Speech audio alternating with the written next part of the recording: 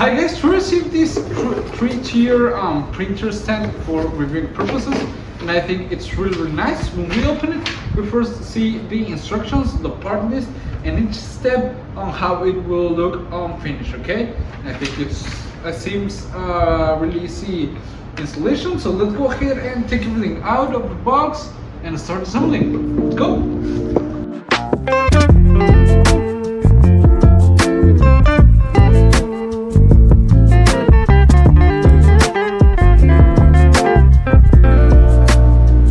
As you can see, now it's already assembled. It's really easy to assemble actually.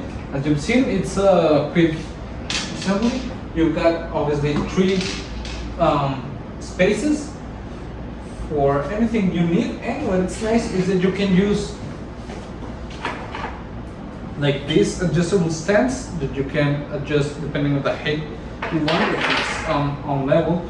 But what I like is that it also comes with some wheels that you can lock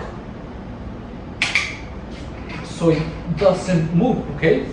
Which is really nice. It's a great addition, and I think it's a really nice printer stand. It's really easy to assemble. As you can see, the colors are very nice, and the material quality feels very good, which is nice.